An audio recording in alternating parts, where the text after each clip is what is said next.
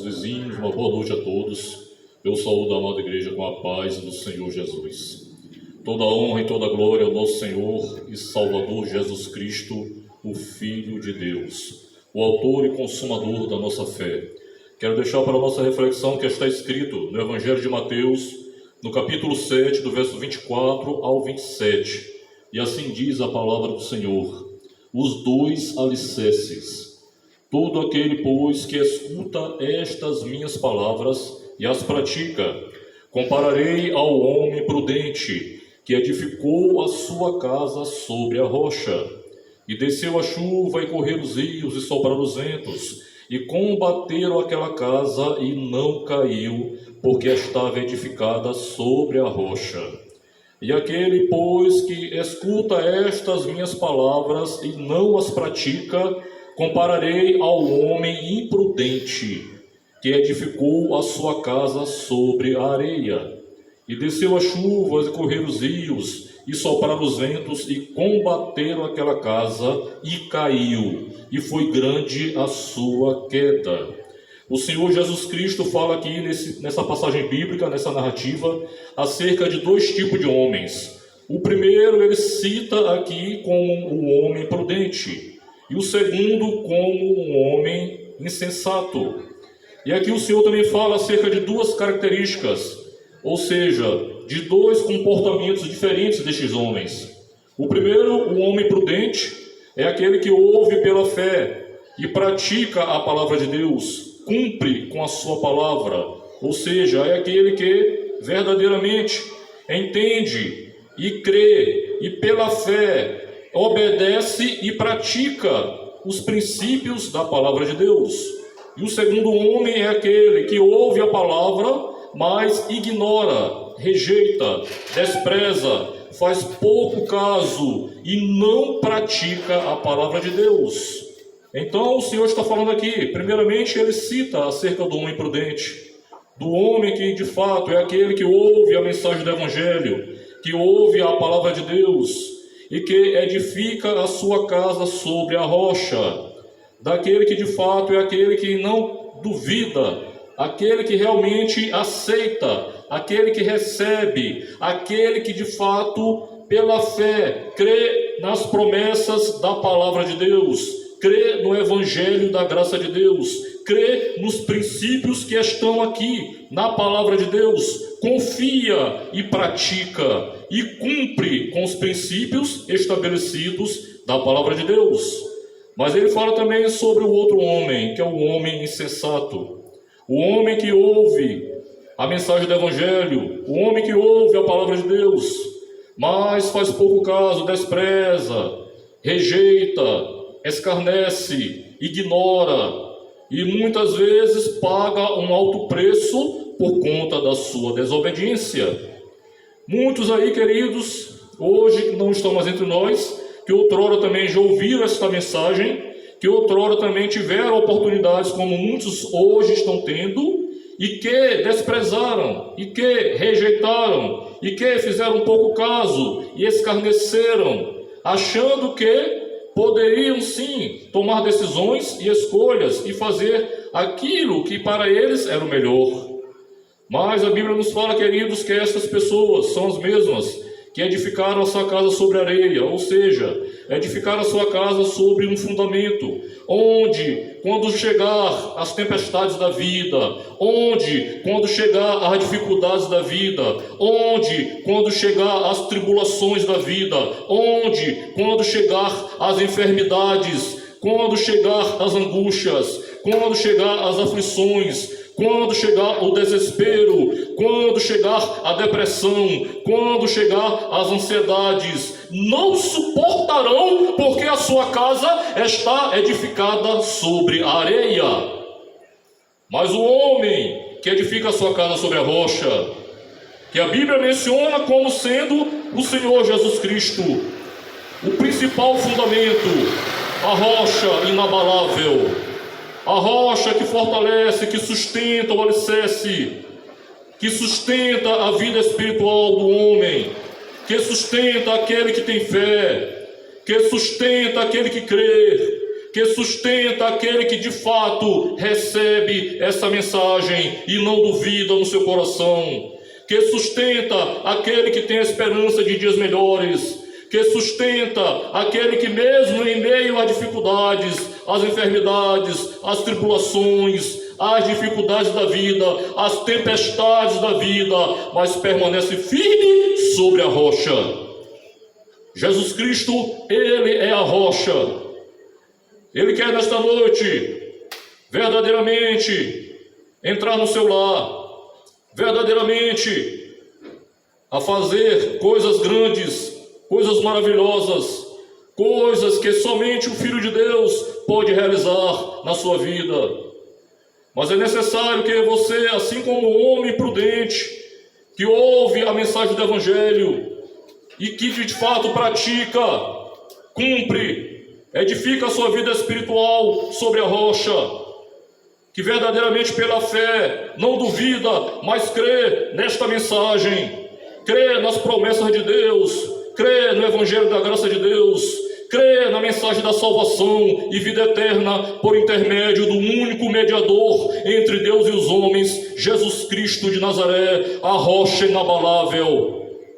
Se nesta noite você edificar a sua vida espiritual sobre esta rocha, se nesta noite você decidir e verdadeiramente escolher e não duvidar e fazer assim como eu outrora fiz, assim como meus irmãos que aqui também fizeram e não tivemos dúvidas e estamos hoje aqui para dar testemunho do poder de Deus. Edificamos a nossa casa, a nossa vida espiritual, a nossa família sobre esta rocha, sobre este alicerce seguro, sobre o fundamento que é Jesus Cristo, o Filho de Deus. Mas muitos que eu conheço, que você também conhece, e todos nós conhecemos. Há pessoas, por exemplo, há mulheres, que outrora estiveram na presença de Deus, mas para agradar o seu marido, para agradar os seus amigos, entre aspas, para agradar a muitos vizinhos, preferiram continuar com as suas vidas depois que se afastaram da presença de Deus, edificando as suas vidas sobre a areia, edificando a sua família sobre a areia. Eu quero te dizer uma coisa, você mesmo que está ouvindo, minha querida, o Senhor está aqui mais uma vez, te dando mais uma oportunidade. Mais uma vez o Espírito de Deus está te chamando para que você retorne enquanto há tempo. Buscai ao Senhor enquanto se pode achar, invocai-o enquanto está perto. A salvação individual, o teu companheiro, os teus supostos amigos, ninguém poderá fazer nada por ti, somente o Senhor Jesus Cristo, Filho de Deus.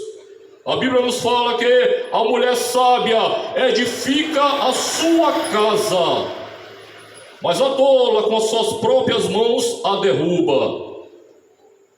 Eu quero te dizer também, meu querido, que há muitos homens que para agradar as suas mulheres, para agradar os seus parentes, para agradar os seus amigos, que outrora estiveram na presença de Deus, mas agora se afastaram e estão distantes dos caminhos do Senhor, e estão agora com a sua casa edificada sobre areia. E o texto aqui é bem claro, que diz que o homem que edifica a sua casa sobre areia não suportará as tempestades da vida, porque desceram as chuvas e correram os rios e sopraram os ventos e combateram aquela casa, e foi grande a sua queda. Muitos aí, queridos, que estão ao alcance desta voz, a voz do Evangelho, a voz que todos os dias está diante de muitos aqui na terra, não somente através dos pregadores que aqui estão nesta noite, mas é a voz do Espírito de Deus, que tem sido anunciado através do seu Evangelho, nos meios de comunicação, na internet, nas redes sociais, e que muitos fazem pouco caso, porque têm preferido edificar as suas casas sobre areia, têm preferido edificar a sua vida sobre areia. Conheço pessoas que outrora estavam na presença de Deus, mas se afastaram, e hoje estão aí no leito de hospital, É muito triste, é muito lamentável. Pessoas que edificaram depois das suas vidas, não na rocha, mas sobre a areia. E agora estão aí lutando pela vida. E onde é que estão seus amigos neste momento? Onde é que estão as pessoas que você vivia no convívio do dia a dia?